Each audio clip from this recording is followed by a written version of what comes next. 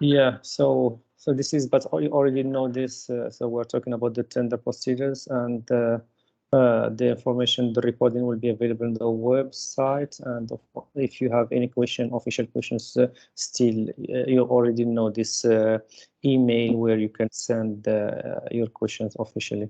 So I will leave the floor to Panayota to start with the next session. Thank you. Thank you, Youssef.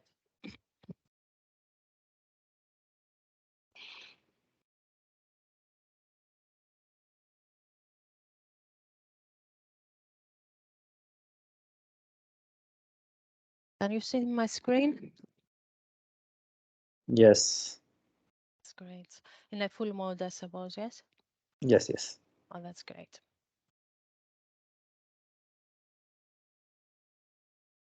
Good morning. I would also like to welcome you to the third webinar of Prevent PCP project. My name is Panayota Benekou, and I'm a project manager of the Center for Security Studies, which is the lead procurer of the Prevent PCP project. I'm going to present you the administrative procedure for the tender submission.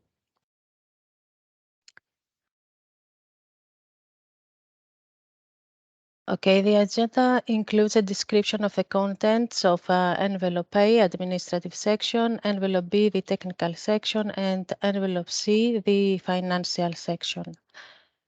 Before I continue, I would like to remind you that the deadline for the tender submission is October the 3rd. Starting with the Envelope A, the administrative section, the envelope A shall contain information and evidence on the eligibility of the tenderer to be provided by means of the documents and forms of Declaration of Honor, DD6, where all the members of the consortium, subcontractors and third parties, in order to prove compliance with exclusion, selection and pass-fail award criteria, shall fill in, sign and submit the Declaration of Honor. A second form is the consortia statement, TD7, in case of joint tender, the subcontracting statement, TD8, in case of subcontracting, and the legal capacity of the tender statement, TD9. All the necessary documentation for the exclusion, selection, and pass-fail award criteria will be submitted in envelope A. Continue now with the envelope B, the technical section. The envelope B shall contain a technical plan outlining the impact of the challenge, the validity of the technical approach that will be adopted, and the quality of the tender based on the weighting award criteria. We will also include a declaration of pre-existing rights relevant to the tender's proposed solution. And Excel as part of Annex 6, the confidential information and the technical offer where we will have to submit the proof of selection criteria C, and E. Some remarks regarding the envelope B. Tenders failing to meet the requirements and submit all the necessary documentation will be excluded. The technical part must provide a detailed technical offer for phase 1 and must specify the plans for the objectives of the subsequent phases 2 and 3 and beyond.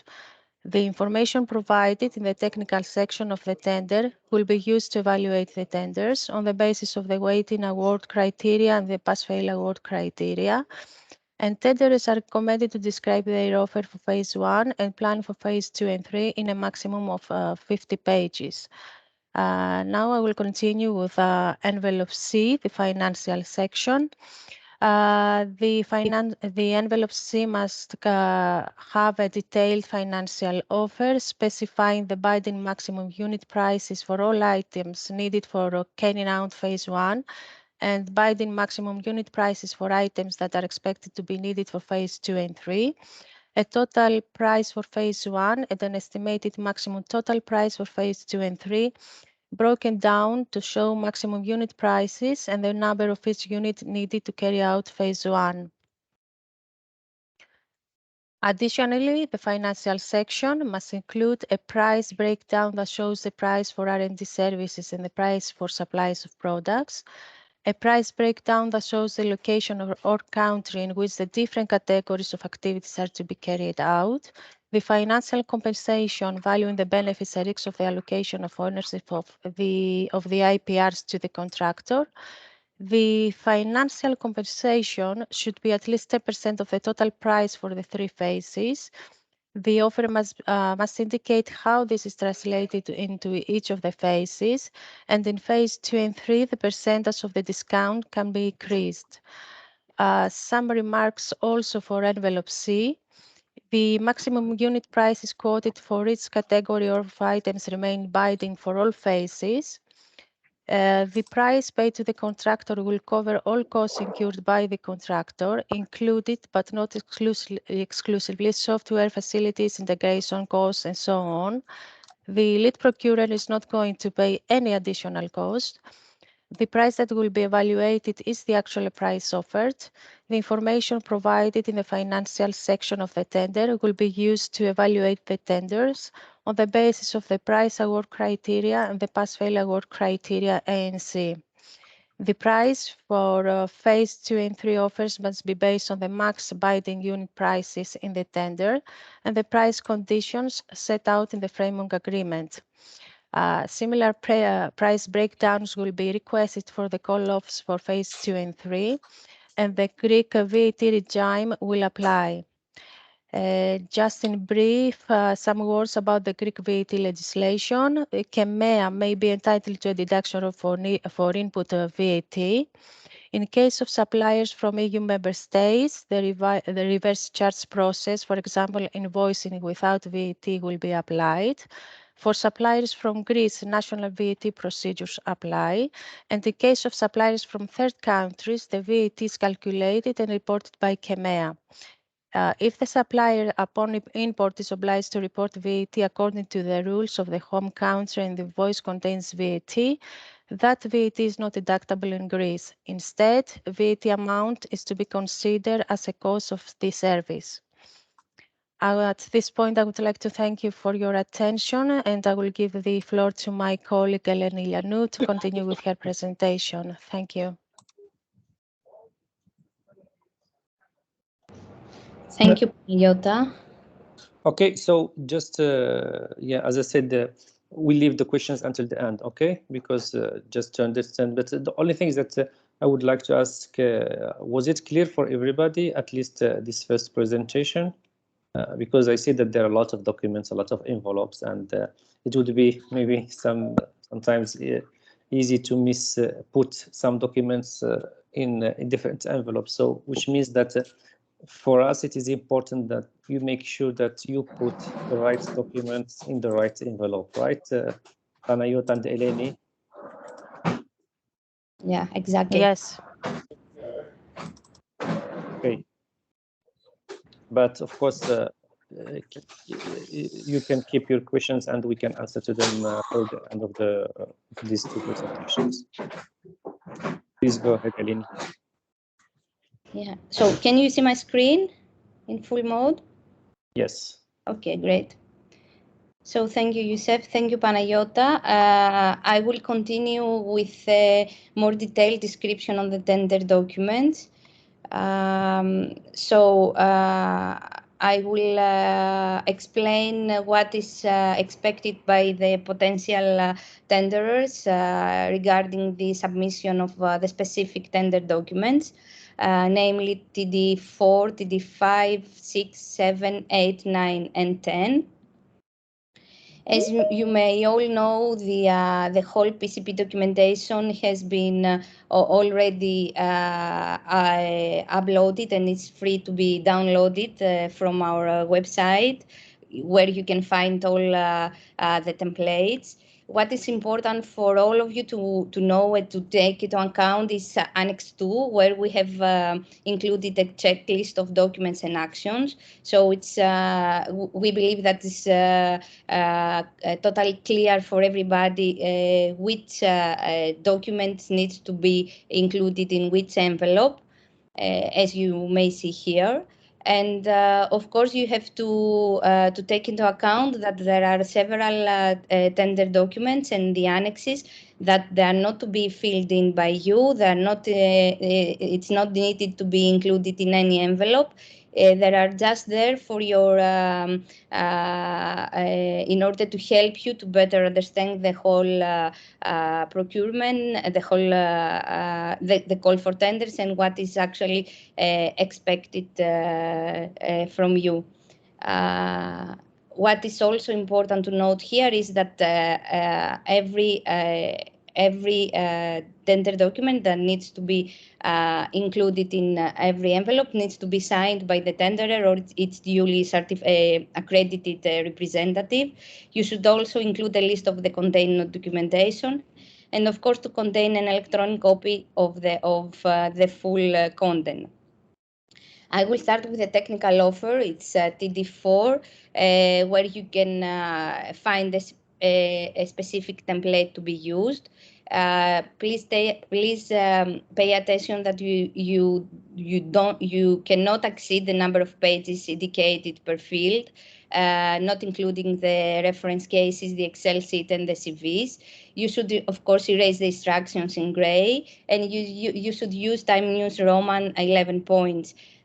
We give specific instruction for completing the technical offer template because it's important to know that pages exceeding the limits indicated per section will not be evaluated, and moreover, hyperlinks in the different sections of the TD4 will neither be evaluated. As of the TD4, it should be included in envelope B. It is the technical offer, as we said, and together with TD4, you should also include the declaration of pre-existing rights, which are relevant to your proposed solution, if any. If they are not, of course, there is no need to submit it, and also the Excel that has been already provided to you. It's Annex 6. It's the confidential information that you have all received by post at the beginning of July. As Panayota already mentioned, I will repeat it because I think that it's important for you to have a clear picture on this. Together with the technical offer, in the envelope B, you should submit also the proof of selection criteria C, D, and E.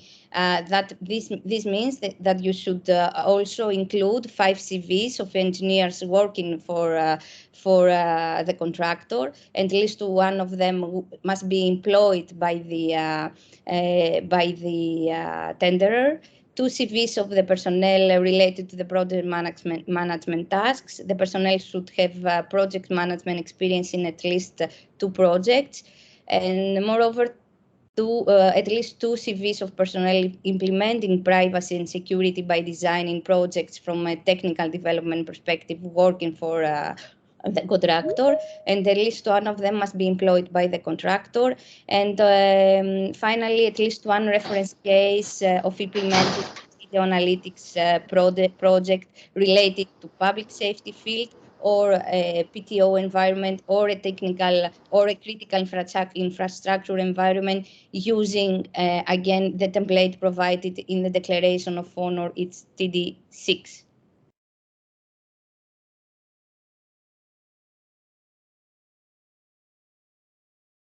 Then we continue with the financial offer. Again, you can find a specific template. It's included in the tender documentation, as you may find it in our website. In the financial offer, what is requested from the tenderer is to write the binding maximum unit prices for all items needed for carrying out phase 1, and also the binding maximum unit prices for items that are expected to be needed for the next phases, for phases 2 and 3. Of course, all prices must be given in euros, excluding VAT, but including all any other taxes and duties. Moreover, what is requested to include is a fixed total price for phase 1 and an estimated maximum total price for phase 2 and 3, which this price should be broken down to show maximum unit price and the number of each unit needed to carry out phase 1. Again, all prices should be given in euros, excluding VAT, but including any other taxes and duties. And also a price breakdown that shows the price for R&D services and the price for suppliers of products. And this is requested because you need to demonstrate compliance with the definition of R&D services according to the pass-fail award criterion A, meaning that you should at least offer more than 50% for services in order to apply for R&D services.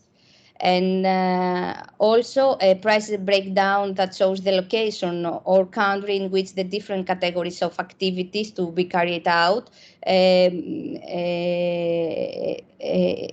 For example, the number of hours of senior researchers in a specific country at euro per hour, and moreover, the hours spent estimated for junior developments in a specific country for a specific price, euro per hour.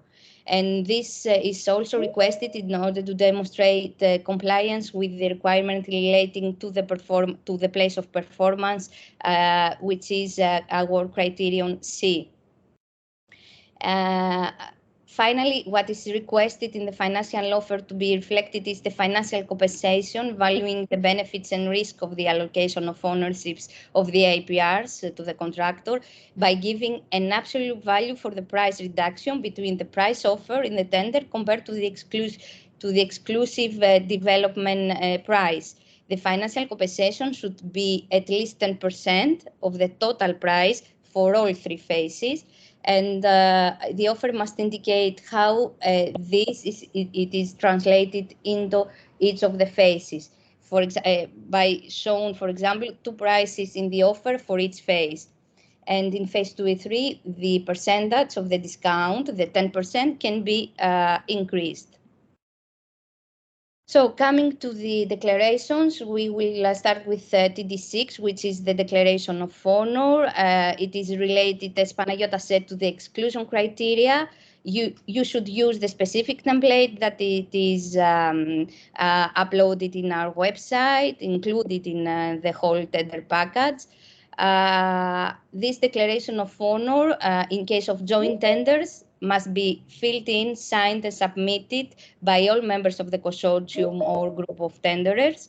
And please pay attention that it would be signed by an authorized representative.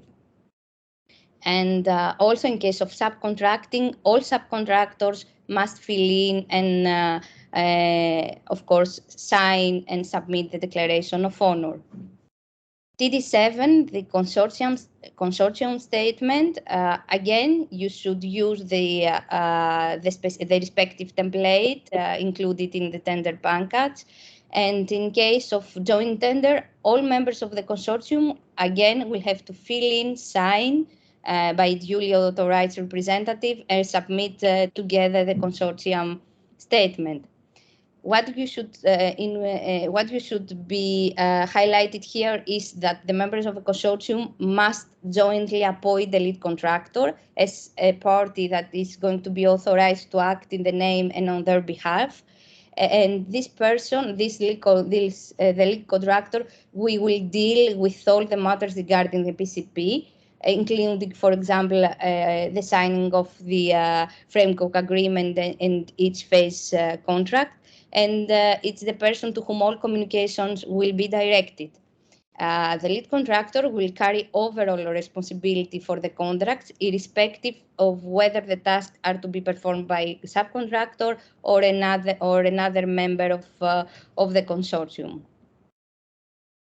TD8, the subcontracting statement. Again, there is a specific template. You may find it in the tender package. It's the only template that should use, with no modifications, no alterations, no changes. and the tender that wishes to subcontract any part of the R&D services to be provided or to rely on the capabilities of third parties must fill in, sign by, of course, a duly authorized person and submit this subcontracting statement. Again, please pay attention that the lead contractor will carry an overall responsibility for the contracts, irrespective of whether tasks are to be performed by the subcontractor or by any other consortium member, as I mentioned before. TD9, the legal capacity of the tenderer statement. There is also a template that you should use. And in case of joint tenders, all members of the consortium or the group of tenderers must fill in, sign, and submit the legal capacity of the tender statement. All members of the consortium must fill in TD9. As of the next steps after submitting your tenders, which the deadline is the 3rd of October 2022, the opening of the envelopes will take place at noon in the same day at the following location, which is the Center for Security Studies, KEMEA. You can nominate an authorized representative who may attend the opening, and please take into account that the only information that will be provided during the opening will be solely the names of the companies who have submitted a tender.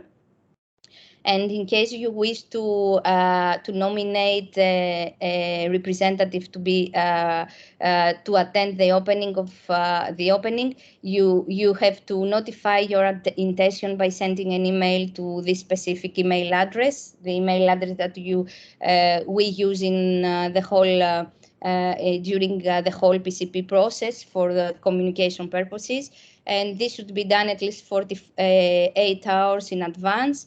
And again, this notification must be signed by an authorized person and specify the name of the person who will attend the opening of the tenders.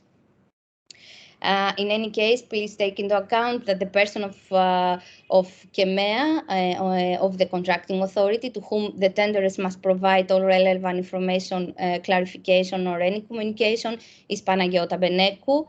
And all communication should be, of course, be done via email addressed to this specific email address, prevent PCP, etc. So that was from my side. Thank you for your attention. As Youssef said, we will be here for you to reply to any questions you may have. Please note that the deadline for submitting, sending by email your questions was the 25th of July. And within the coming days, actually by the 2nd of August, the Q&A's document with all with the replies to all your questions, of course anonymized, will be sent to the companies that have already submitted their NTA and URI template and have received the confidential information. And this Q&A document will be sent by email as was previously done. Thank you very much. Okay, thank you, Leni, for it was a rich presentation and there's a lot of information that you have provided. Yeah, maybe before moving on, I guess I took some notes and I would like just to make them clear for everybody, so that I have a question. Maybe this is allow me to put it here. Are there any specific rules for the subcontractors, means in terms of budget, how much activities they could be asked to provide? Is there any threshold or is it open? Because Eleni? Yeah, I'm here. Give me a second to provide, the exact Okay. Yeah. section in the tender documents. Actually, there is no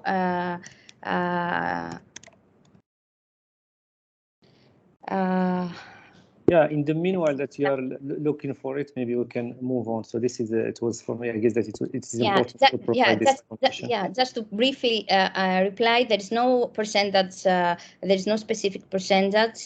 Subcontracting is permitted, is permitted in each phase of the PCP. What is important, but what is important to highlight is that no essential parts of the contracts can be subcontracted, nor the management of the PCP. Whatever this can this means, but there is no limitation on the percentage of subcontracting. Okay.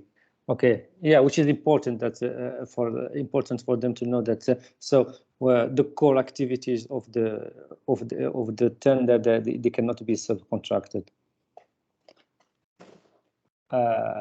Another point, but I guess this is already talks about it, the limitations between the R&D services and buying external software hardware. Yeah, so that in the budget at least 50% needs to be dedicated to R&D services, right? So this is just to confirm. Right. Okay, and because the last point is, I guess that's already written, but just to highlight the fact that I think that we were expecting that for phase 3, but also I don't remember if it's phase 2, hardware, it was expected from the tenders, the proposals that they plan also for the necessary hardware needed for the phase 3, right? So that not only in building their budgets, they need to provide to calculate the budgets for also providing the hardware during the pilots. Yeah, it's this is clear. It's for phase 3. Great, thank you. Yeah, so yeah, this is some. Just I wanted to make the point, and of course, we will answer to all the questions later on. Okay, let's move to the next presentation.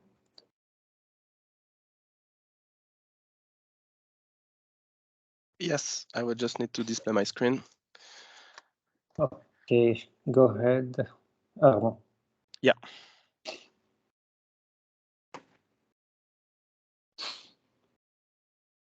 So can you see my screen now? Yes, full screen. Okay, perfect. So good morning, everyone. I'm Armand Rodin, working for SNCF, the French National Railway Company, and I'm in charge of the technical committee of Prevent PCP. The purpose of my presentation this morning will be to provide some explanation about technical topics of our project. And to do so, I will first, before detailing the requirements, try to explain you how we built those requirements. So one of the main tasks achieved during the preparation phase of the pre-commercial procurement was to update the state-of-the-art and commercial on-the-shelf analysis. The conclusion were that no existing solution in the market covers 100% of Prevent PCP challenges and needs.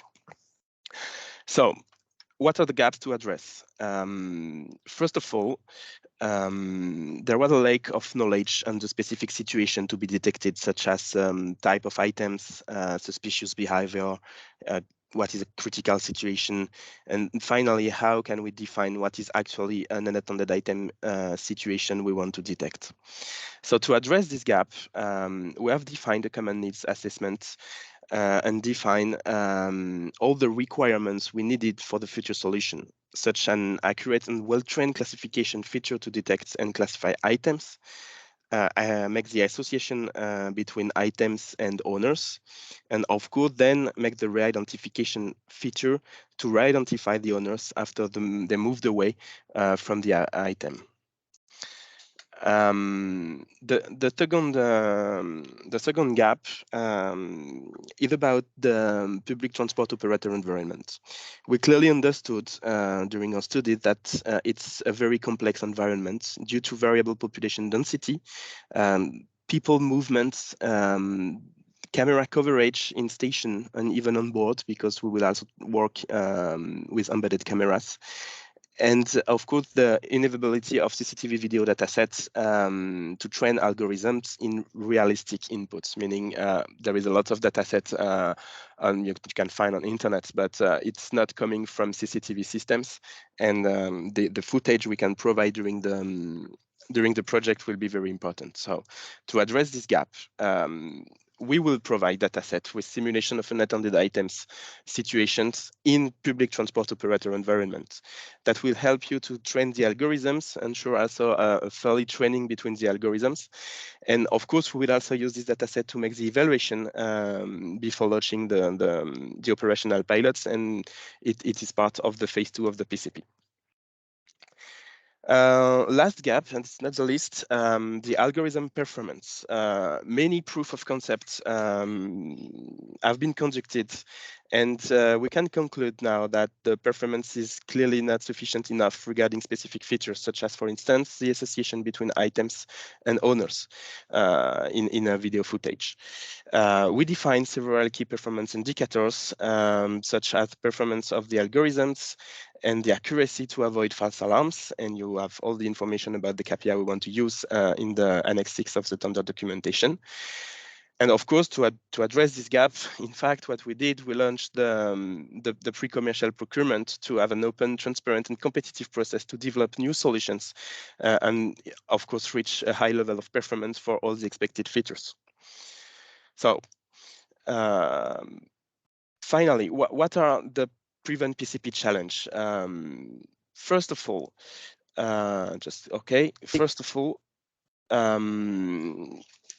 about the features of the solution. First thing, the system must perform a real-time analysis through the existing camera in stations and on board. Meaning that the solution may be able to get video streams directly from the cameras using, for instance, RTSP or UDP protocol, or it can be also through the video management system of the public transport operator. Actually, this second possibility is very important because we are here saying that we want to do real-time analysis, but we will also need some search in the past regarding the identification of the owner, because at some point we will need to be able to check what was the journey of the owner and just analyze the situation in a global point of view, meaning that to get the recorded footage, we will need to connect to the video management system. Second point on real-time analysis, of course, we know that it can be some latency coming from the CCTV network of the public transport operator, where we handle the pilots. And when we will evaluate the solution, we will not consider this latency coming from PTO's environment in the calculation of the KPI. Second features, the system shall be able to classify in the video many things: humans, items, PTO furniture, and a lot of other things. A list of items is proposed in the tender documentation in the Annex 6. Of course, it will be discussed during the phase 1 of the PCP. Nevertheless, it's important that you keep in mind that why we put so many different kind of items. Actually, all public transport operators have not the same procedure regarding an attended item. And sometimes, for instance, for one PTO in one country, a plastic bag can be considered as a threat, but not in another country or for another public transport operator. Meaning that we need a solution that is very configurable, and because it needs to fit all the needs of all the PTOs, which are different. And it means that for some PTO, we will have to be able to say, okay, I want to detect this item, this item, this item, not this one. And for another, it will be different. So that's why we put many different kind of items to detect. The third features, the system shall be able to make the association between an item and one or several owners. Of course, the concept of association, well, it's linked to the ownership of items which belong to one or several persons. And we will have to detail and to work with you during the phase 1 to define all the criteria we will use to ensure to create a link between an item and a person. It will be about carrying an item, kind of physical contact between a person and an item. It can be also considered with the distance. We will also work on the transfer of ownership, because it's something that can evolve in the time. We can have the link between one item and one person, but at some point the item can go to another person, and we do not want to trigger an alert because in fact there is just a transfer of ownership, so the item is not unattended. Meaning that we try to make the best description possible about these association features in the tender documentation, but keep in mind that we will have the discussion with you during the phase 1 to go deeper in the definition of how we want to make this association. Then the fourth features, it's about the re-identification. So the system shall re-identify the owner after he moved away from the item and coming back. As you know, about re-identification, we are expecting biometric and non-biometric features. The idea that it's as the regulatory context is different in each European countries regarding biometrics, we need to have both possibilities. And in fact, we need it to be configurable, meaning that we want to be able to select if we can make the tracking with biometrics, without biometrics, with only non-biometrics, with both biometric and non-biometric. So it should be very configurable. And finally, the last big feature is that the system shall detect unattended items based on different scenarios, such as, for instance, someone coming with a box, leaving it near travelers and running away, or just someone with a normal behavior. So here again, as you understand, this is the main goal, of course, detection of unattended items. We have a pretty good idea about how we think that this global solution should work based on all the features I just described. However, of course, you can have the possibility to propose another process of unattended item situation detection. Meaning if you think that classification is not based features to make possible the detection of unattended items, you can have this this description in your proposal, and of course it will be discussed during phase 1. And if we change a bit if there is several ways to make the detection, we will also change the the way we will proceed for the evaluation of phase 2 and phase 3, and so on. So it's very interesting if you have other idea about how to make some detection of unattended items with video analytics. Then, regarding the video operator actions on the systems, several things. First of all, it should be able to qualify the unattended items alerts, as well as managing the tracking alerts. The idea is that he should be able to confirm or deny and then to trigger the operational answer for the unattended item situation if it's confirmed. Second thing, it should be able to visualize the owner journey through a station map to ensure the coordination of the operational teams. Just one thing on this one, of course, the maps, we are not expecting you to provide the maps of the station or the map of a train or a vehicle. This is something that the public transport operators will provide. We will provide the maps with the location of the cameras and everything. And this is under the responsibilities of the public transport operators that will that will have a pilot in their environment.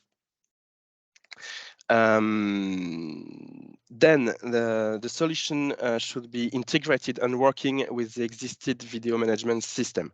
This is very important because here we're talking about integration and interoperability. So in the tender documentation in the Annex 6, you already have a list of video management system. It's actually the list of the video management systems that are used in the pilot sites for phase 3. Here again, we know that this will be a very important part of the work during the project. We will also discuss about the level of integration we are expecting during phase 1, and we will also provide all the point of contact for each VMS provider during this first phase to ensure that we have the discussion with the video management system manufacturers and you, and to see how you will be able to proceed to make the integration using some API or SDK, or even plugin to know exactly how deep we can go to the integration of the solution. So finally, the main challenges for the development of the solution will be clearly on the classification, association, and identification of the owners. The detection of abnormal behavior, because we know that we will have to define altogether how to consider abnormal behavior and how to be able to analyze behavior of people. One challenge is also about the fact that the system shall be configurable. I just give you some example here. We need to be able to select what kind of items we want to detect. We need to be able to select if we want to use biometrics or not when we are running a tracking and everything. So the system should really be very, very configurable. Yes, it's linked to another. So of course the PTO's environment, I already said it, but this will be a challenge. It's very complex. We will provide data set, but we know that we will not be able to provide you 1 million of videos. So we will be limited, but we have to take into account that public transport operators' environment are very complex, and we're going to have to challenge that. And of course, the last one is also very important because it's about the hardware. So we will need to be able to make some hardware sizing very soon, very early in the project. Something that we're going to have to discuss during phase 1 in order you can be able to ensure the purchasing of hardware for phase 2 and phase 3. So this is very important because we're going to need to understand from you also how performant you think your solution can be at the end of phase 2. So how much calculation power will need the prototype to be able to analyze 1, 2, 3, 10, maybe thousands of camera. So based on the challenges I just explained, we built some specific requirements. You have here all the categories of requirement that you can also find in the Annex 6 of the tender documentation. So you can find some functional requirement first. So I just described those, so I will not go deeper right now. But we also have some technical requirements. It concerns mainly the administration of the solution, but also the human-machine interface, the integration and interoperability, and of course the system performance. About the system performance, this will be very important. We define several key performance indicators. You also have the description of how we want to evaluate these indicators in the attachment of the Annex 6, all the Excel sheets. And the technical part is very, very important. So we need good functionalities, and we need those functionality to be very performant on the technical point of view. Then we have the hardware requirements.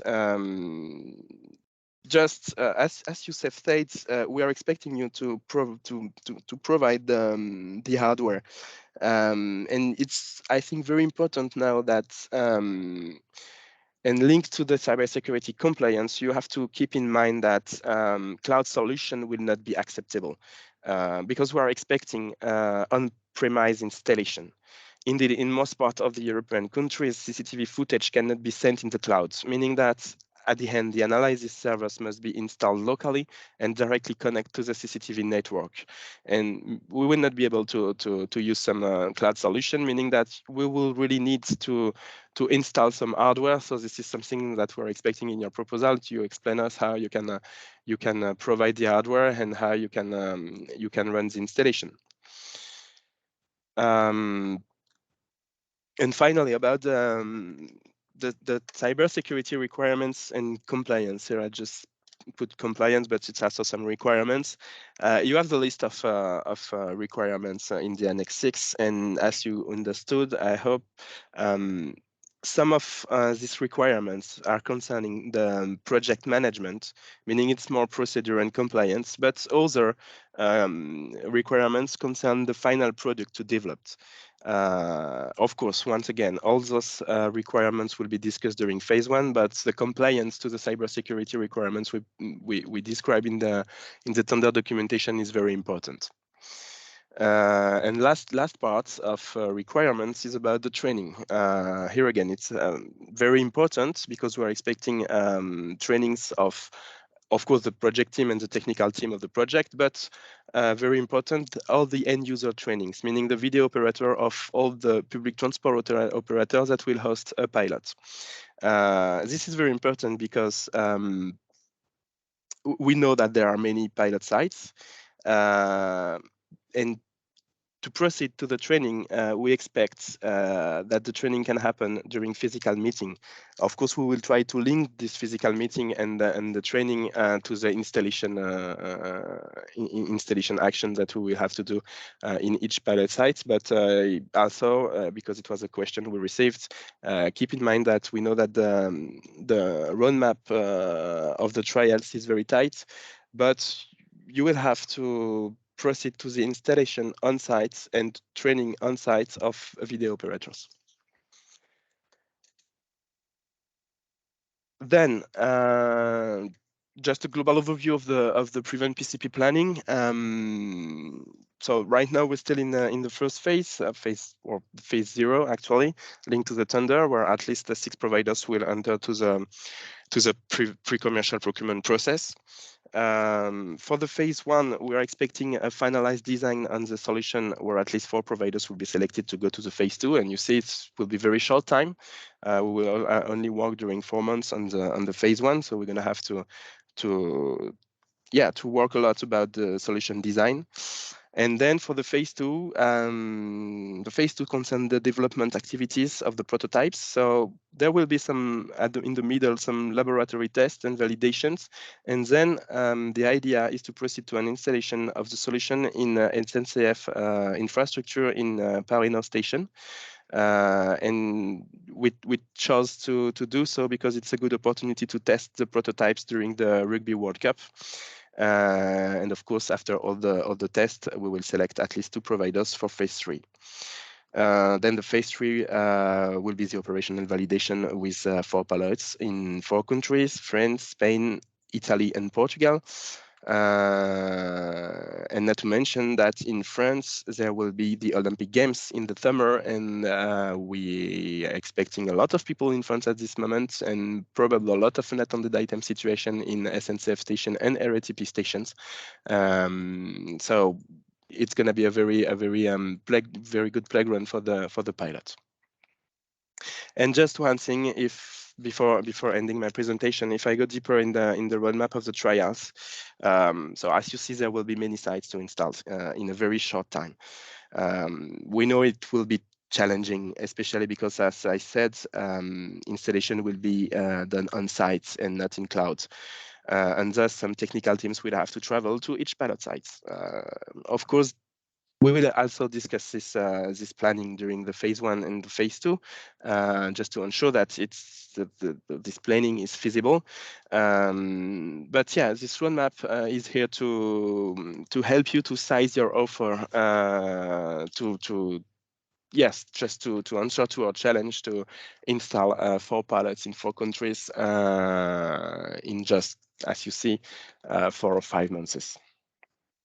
So I know that this presentation probably do not answer all the technical questions. Nevertheless, I hope it helps you to better understand the technical challenge and bring some first answers. We received a lot of technical questions. As Panayota and Eleni said, you will soon receive all the answers. It will be published beginning of August, and then you will have all the answer you need. So I think right now we have some time for first questions. I don't know, Youssef, if you want to. Yes, of course. Thank you, Armand, for your presentation. Yeah, and it was it's provided a lot of details about, of course, the technical part and what we're expecting from the technology providers in terms of features and all the requirements, and of course, in a high level that we're expecting. As according to agenda, we will move to the part of the question and answers, and of course we open the floor to all the participants in order to collect your questions and try to answer to them now if we can. Otherwise, we will provide you with a written answer. You can talk on the microphone or write your question on the chat. It's up to you. Any questions? Of course, the questions may be on the part of the tender process, the envelopes, the documentation that needs to be submitted. The other part, of course, will be on the technical side. So it's, I see that on the chat now is moving. Okay, training can be held in English. Are video operators proficient in English? Yes, so this is the first question. So maybe Armand and the others. Yeah, of course, the training can be held in English, and then it will be the responsibility of the public transport operators to probably ensure that the video operators will understand the presentation, and even we can define a process that you have training with a manager that can understand English, and then this manager can train other video operators in the language of the countries. So that's also something, yeah. I think for now you can provide only training in English. Okay, Armand. I see from Michael Dawes, do we have to select a fixed financial compensation rate of at least 10% for all phases, or may this rate vary from phase to phase with an average rate of at least 10% for all phases? Youssef, I can answer to this question. Yes. This is Selene speaking. So the financial compensation should be at least 10% of the total price for all three phases. And in the offer, you should indicate how this is translated into the phases. So you should show two prices, the actual and the virtual, for each phase. And then in the next phases, phase 2 and 3, this percentage, this discount can be increased.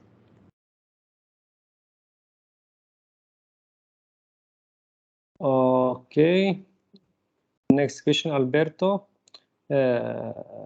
Should the tenders cover all the prevent requirements, or proposals can provide technical solutions for a few of them?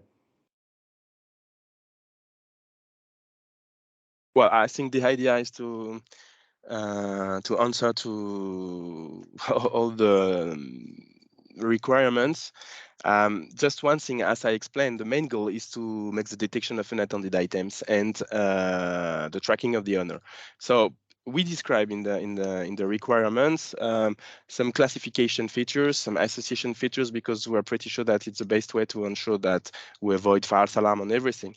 Nevertheless, if you have a solution that is able to answer to the global challenge, which is detection of unattended items by using video analytics, and you consider that classification features, association features is not necessary, maybe you can just make the proposal. Of course, you will then describe some other kind of features, and we're going to analyze it in your proposal. But keep in mind that the goal is to use video analytics to detect unattended item situations, and in the way we described it in the proposal, in the tender documentation, and to do some biometric and non-biometric tracking of the owners.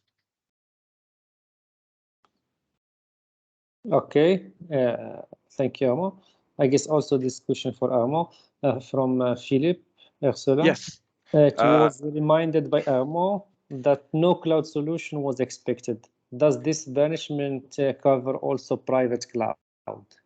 If you mean by the only private cloud that can be used, if I take the case of SNCF, the only private cloud that can be used to manage CCTV footage is SNCF private clouds, meaning that we will not be able to make any outside connection with CCTV network of the public transport operators. That's why we insist on the fact that we will need on-site installation, because even if it's in the private cloud of the PTO, we will have to make the installation in our own cloud. I don't know if it's answering completely the question, but yeah, just keep in mind that it's very difficult for us to extract some CCTV footage or to connect the CCTV networks to an outside link of the PTO. Okay. We have also from I guess Philip another question, but it is the same. It is related to the financial compensation and if it's 10%, but I guess Eleni has already answered to this question. From Suer Mili, when we'll be able to contact you during phase 1 and when we will get the data for learning the algorithms? Well, you will be able to contact Prevent PCP consortium at the very beginning of phase 1, which is I don't remember exactly the date in December. I don't know if you can help me on that, Youssef. Yeah, exactly the date it will depend, but we expect to award the contract by mid-September, mid-December. Yeah. So as soon as we start the project, we will be in touch. We will have a kickoff meeting with all the providers we will select. And regarding the data sets of videos, we are working on it right now, of course. We hope we can provide some data set at the beginning of phase 1 to discuss also the content of this data set. We know that there will be question about what are the metadata inside of the data set and everything. We will define what is the volume you need and everything. And yeah, the idea is that at least at the end of phase 1, you have all the data set you need to make the development. And at least, of course, I say all the data set you need, but with the limitation of what we will be able to do. But the idea is to have the discussion about data set at the very beginning of phase 1 with some example of what we already get, and just to help us also during the four months of the phase 1 to proceed to new simulations and collect of other data sets. Okay. And, you said maybe yes. For the first part of the question on the whether they will be able, when they will be able to contact us during phase 1, we foresee in the tender documents a kickoff meeting at the beginning of phase 1. It's the estimated month is December 2022, where a physical meeting or online meeting will be organized, and there we will have the presentation of phase 1 action plan between the members of the committees, the contractors, and of course a Q&A section. Okay. And yeah, I see another question. How will buyers be involved in the pilots?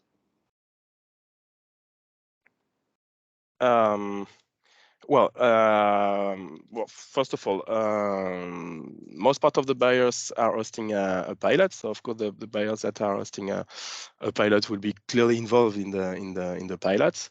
And of course, all the buyers will be involved because we will have some buyers committee. We will have demonstration on pilot side, so all the buyers will be involved, and of course they need to be involved, and they will need to see how works the solution, how happens the installation and everything, and what is the added value of the operational life of in the station, because they are buyers, so it means that they need the solution, so they will need at the end of the project to see how it works and to see it working operationally during the pilot. So we're going to have to organize several demonstrations. We will define if we have global demonstration in each pilot site, or if we select some of those. But there will be several demonstrations during the phase 3, and all the public buyers will be involved. Yeah, maybe just to make it a little bit short. I see the buyers that will be involved in the pilots they will be facilitating and hosting the pilots, as you said. They will be using the solutions, and also they are members of the different committees that are evaluating the solutions, which is important. So yeah, so installation, usage, and evaluation, and besides what Armand said.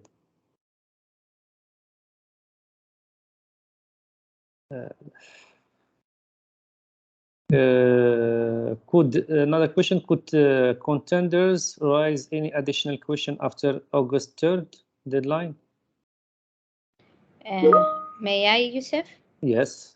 Actually, the deadline for submitting questions was in the 5 of July. We will circulate the answers by the 2nd of August, but we as buyers group, we will decide whether we will extend this deadline in order to receive and to reply to more questions, depending, of course, on the questions that we may have after this deadline. So I cannot give you an answer right now. For the moment, there is no such an extension, but you will be informed in due time. Okay, thank you, Lenny. Yeah, finally we got some questions about DPAA. I was expecting this. Yeah, do we need to conduct DPAA for all pilots before applying to the tender, or can we conduct them gradually as we move along the phases?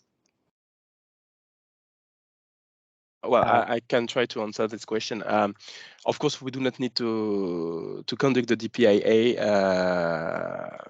before applying to the tender. The idea is that we will build the DPAA altogether, and that's why we ask in the tender documentation some cybersecurity requirements, because your answer would be part of the DPAA, of course, and we have to judge if it can fit all the requirements about the solutions that will be developed. But the DPAA, we will have anyway, the PTOs that will host pilot will be responsible of the DPAA. So it means that it's going to be our job to write down the DPAA, to submit it if necessary to the data protection agency of the countries. And we're gonna go gradually, because even for the first step, at the end of phase 2, we're gonna test the prototype in Perino station, but it will be only technical tests. So we're gonna have a first DPAA with a specific text with it, which is a technical test, and then we're gonna for the pilots in phase 3, we're gonna write down another DPAA for the operational test, because it's very different in the concept, because in one way we do not have any impact for the people for the technical test, and when it's going to be operational test, there will be real impact for the people, so it's going to be different. So everything will go gradually during the project. We have some specific tasks on our site, on the project site, to write the DPAA, and we will do it with all the providers we will select, of course.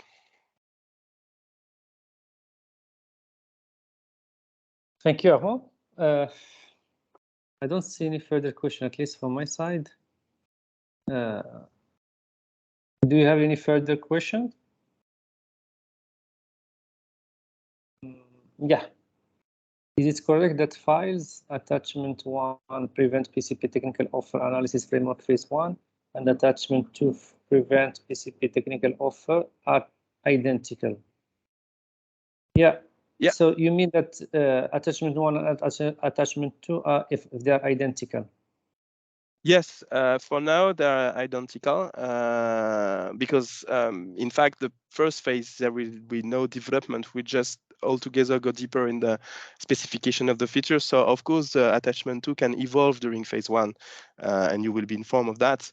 But yes, for now, yes, as the idea is to have an evaluation of your offers. We're gonna evaluate how the solution you are proposing can answer to the requirements, and then the requirements can move a bit during phase 1, because we're gonna altogether do the solution design, and meaning that the attachment 2 can change. But yeah, the idea there was just to give you an idea about how we will evaluate your technical offer, and then how we will evaluate finally the design prototype together. So for now, as we do not do the deep solution design together, we have only the same idea about what will be the prototype, which is what is described in the tender. So that's why it's pretty identical.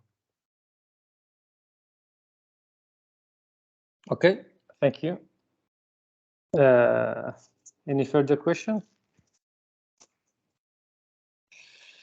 Okay, yeah. Why documents provided under EU restricted still do not have any mention of EU restricted within the header or footer? Yeah, maybe this is, I could provide information. So this is actually, they are the document that we have provided, they are not EU restricted by definition. So they were the only problem we had is that,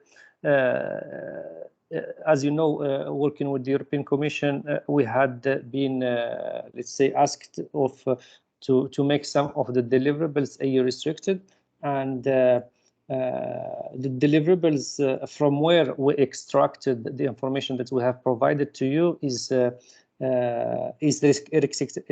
restricted by itself. However, according to our internal evaluation, the information that we have provided is not restricted. It's not EU restricted, but in order to maintain a high security level, we decided to go for a restricted procedure, meaning that we asked you to sign all the documentations, but the information that we have sent you is not restricted. It is highly confidential, but it's not EU restricted. So it is not officially classified.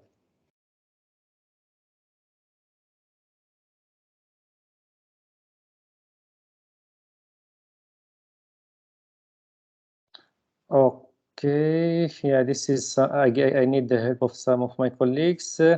Could you confirm and clarify the conditions for commercial distribution of the solution between 2024 and 2028 and after 2029?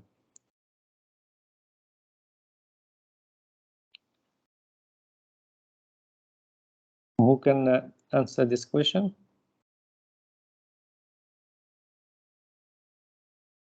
Yeah, we have Stefan with us. Okay. Hi, Stefan Corvus. The idea is, of course, that you own the IPR, and so you can commercialize the solution to third parties, if that's what you mean, on the conditions that you feel comfortable with. What is needed, of course, is that you report on the results of that and the related obligations that are part in the framework agreement. But as such, you are free to commercialize the solution to third parties, hopefully as much as possible, because what we hope is that with this PCP, it's going to give you a boost for your time to market. There are some obligations. If you fail to commercialize the solution, then of course also related to the conditions in the framework agreement, and of course related to stay date, there's a drawback clause in that. But that's not what we expect from you. We expect from you that you're going to be very successful and that you can use the Prevent PCP as an excellent reference for your future customers. Eleni, do you want to add something? No, Stefan, it's totally clear. Thank you. Thank you. Yeah, in this, so just so in the period between 24 and 28, let's say the companies, they are expected to commercialize the product, right? And in case they fail to do it in this period, what would happen after 2028? Just to be clear. Well, of course, we have to look into the framework conditions to have the exact phrasing, but in the end, we call it a drawback clause, meaning that if you have not succeeded in successfully exploit the solution and the IPR that has been developed as a result of this PCP, you have an obligation to transfer the IP rights to the lead procurer and to the consortium. So meaning that will be a legal act, and of course that also will be accompanied by some technical activities there. But if it is okay, it is written in the framework agreement in detail what should be done. If it's not clear, you can still ask it, and we then clarify it further. Okay, thank you, Stefan and Eleni. Okay, any other questions?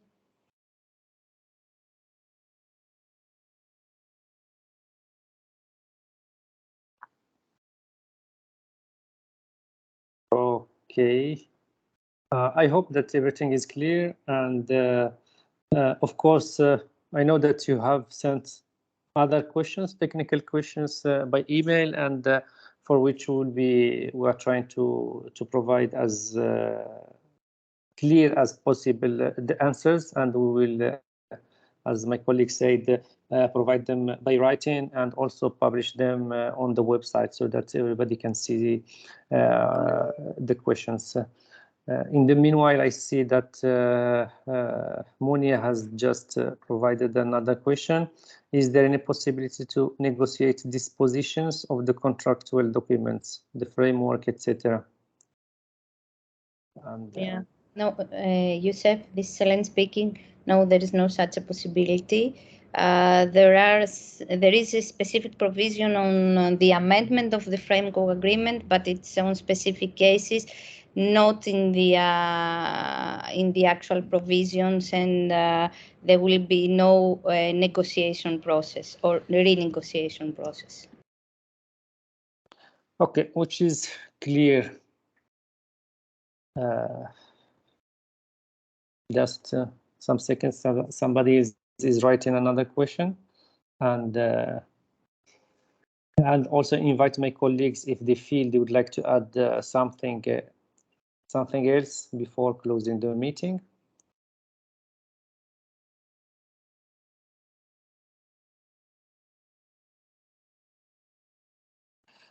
Okay. Okay, I think that we can close the meeting now. Thank you very much for participation to this information webinar, and of course, I hope to see a lot of you providing your proposals, your interesting. So we are keen to see all your proposals. So I guess that we're expecting a lot from this tender, and of course, we're here to answer to all your questions. Okay.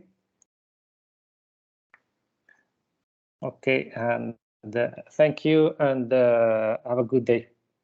Thank you. Bye-bye. Thank you very much. Bye. Goodbye. Goodbye. Bye. Thank you. Bye-bye. Thank you. Bye. Thank you. Bye.